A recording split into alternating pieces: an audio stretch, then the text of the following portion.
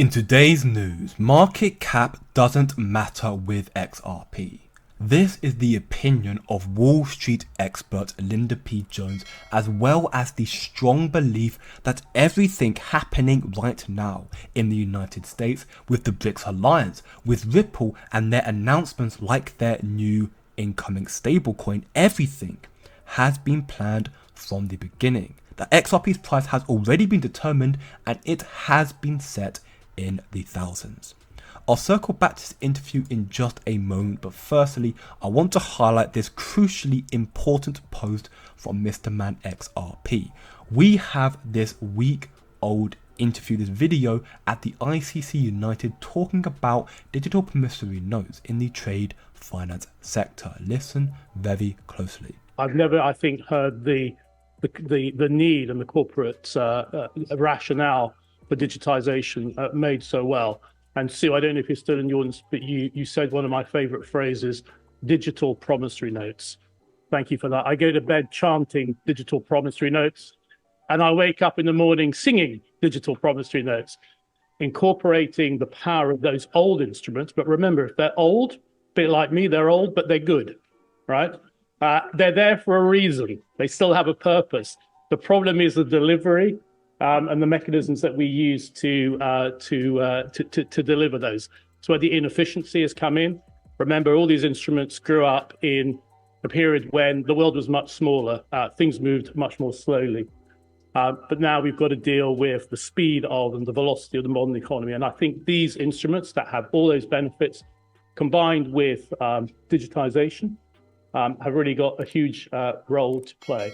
So as you heard, there is a growing excitement surrounding digital promissory notes within the global leaders. For some clarification, digital promissory notes offer a potentially faster, more secure and more efficient way to handle IOUs, informal agreements to repay debts or loans. Now the reason why this is important for Ripple relates to what the IMF and the KPMG have published in the past. Here we can see IOUs related to XRP, the crypto asset by Ripple, and we can see further here, Ripple is based on a so-called in-house blockchain, the so-called enterprise blockchain ledger, rather than on a public blockchain.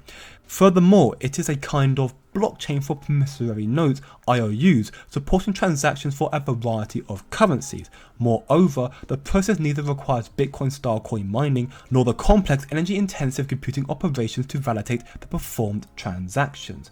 So we have published public documents from leading enterprises back in 2019, no less, 5 years now, talking about Ripple's use cases. Ripple's XRP acts as a bridging currency, facilitating cross-border payments by exchanging fiat currencies. Its FS Taker module determines competitive rates through auctions, reducing costs significantly. Ripple also utilizes promissory notes, enabling real-time settlement without counterparty risks.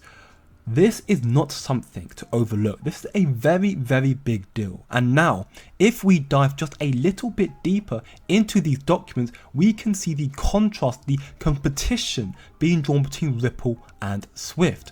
Remittances based on this new technology are supposed to be cheaper and more secure because financial transactions are sent in real time. According to Ripple, transactions take 4 seconds on average as opposed to through the Swift network.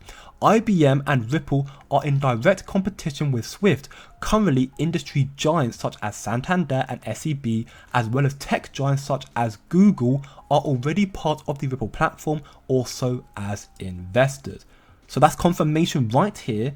In a document from 2019, some of the largest financial and technological institutions in the world, Google, Santander, SEB, they have been partnered with Ripple for years now. They understand that Ripple have the technology, the protocols to surpass or even replace Swift. XRP, remember, was always intended for institutional investors, institutional use, and these institutions, Google, Santander, the IMF, they all understand that XRP's price has already been set, and it has been set in the thousands. I'll bring you back to this interview here with Linda P. Jones, where she clarifies the massive amount of incoming adoption for XRP and precisely why market cap doesn't matter.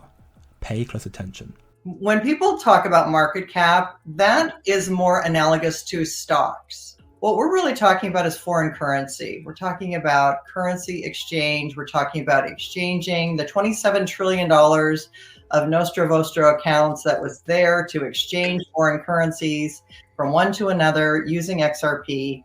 And when you talk currency, that's literally in the trillions per day. And if you look at the Athey-Michnik calculator, which is the calculator that Ripple themselves came up with, which looks at how much money flows every day and from how much time in between each flow. And that calculates how much XRP could be worth. And the fact that we got news that Ripple was going to offer a stable coin meant that that number just got exponentially larger, because stable coins are one of the most important things to move money. At least two people that I know of have written papers on the fact that they believe that XRP was engineered to be $10,000 or more. And when Rosie Rios says the train has left the station, I think that means that the financial system is all planned. Everything has to be planned. There's nothing that is taken for granted. There's nothing that happens by chance. When you're talking about money and changing the monetary system, every single thing has to be coordinated, planned. You have dates for things. You have go live schedules. You have all these things with the software and with money flows, and they know exactly when this is going to happen. And I think that it's not a coincidence that the US is the last to bring crypto laws into existence. That's because we have the world's reserve currency, and therefore the other countries are all banding together under the BRICS nations, and they are, getting a currency reset into something of value again and out of fiat, and that will force the world's reserve currency, to have to do the same thing. So I think it's all planned and it's all scheduled, and we're getting close to the point where it's going to become very obvious, in my opinion. So as you just heard, we are only now starting to see these developments taking place. Only now is it becoming more obvious. But again, we are still very, very early. It's speeding up, but we are still very early. As Ripple CEO Brad Garlinghouse highlights in this interview, there is a lot of upside potential, a lot of upside opportunity, but when institutional money comes in, it's going to be hard to predict just how massive this upside will be. Regulations, as you should know, are already being written up and they're being rolled out, but it's still taking some time. Tokenization being the next forthcoming of technology, according to BlackRock, they're still in the early stages of development, but Ripple and XRP are positioned to retain a lot of this upside potential Brad Garlinghouse was talking about. We can see from ISO 20022 here, XRP Ledger is ready to adopt tokenized gold and silver in Q3 of 2024, which is only 1 month away now, which is massive news. But in my personal opinion, the main reason why Ripple is in such a powerful position is again because they will replace Swift, freeing up $27 trillion in the Nostra Vostra accounts. Listen very closely to this interview with UBS Bank, breaking down cross-border transactions and even revealing the sweet spot where the BIS Unified Ledger or even third-party providers such as Ripple can fit to solve the problem. Listen closely. I think there's a multiple different layers when it comes to the international payments. Obviously, if we look at the whole food chain, right, it will be from the start of the payment initiation. For example, it could be a corporate, it could be a financial institution, a pension funds, etc., sending the money from one part of the world to the other part of the world. As you said, it becomes extremely complicated and a lengthy process if this is a cross-border and a cross-currency transactions. And not only that, today a big problem that the society or the clients of ours are facing is this fire and forget situation. What do we mean by fire and forget? The moment they fire a payment, the initial payment, that's it. They don't necessarily have the transparency, the visibility of where their money is at any point of time. They will not know that, is their money going to be, to be stopped because account is not the right number, the KYC, AML is not right, and the other side of the world is probably a bank holiday, a public holiday. So there's multiple reasons for this payment to be delayed and to be failed. There's a transaction banks of transaction banks in between, right? So it is extremely lengthy food chain. When we send money within the same bank, UBS client to UBS client, no matter within the same jurisdiction or cross-border, it is not difficult. It can be very fast. And the second, or we call it a semi-cross-network complexity, is when UBS clients need to send money to, let's say, Deutsche Bank clients.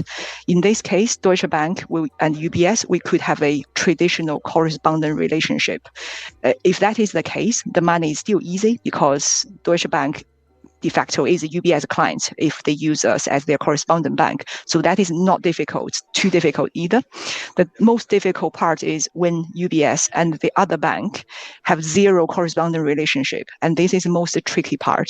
And to make this happen, if we have the mercy of digital currency, we really need a central party to play this orchestrator. So this could be the unified ledger, promoted by Project Agora, or it could be a third party or private sector middleman that can guarantee the settlement, the clearing of digital currency in both worlds. And this is precisely why the valuation module created by Robert Michnik and Susan Athey predicted XRP could potentially be worth thousands. These institutions are aware of this. That's why they have partnered with Ripple.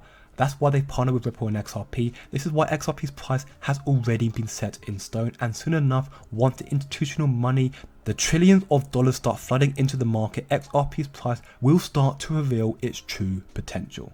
Don't look short term, think long term, and I'll see you in the next one.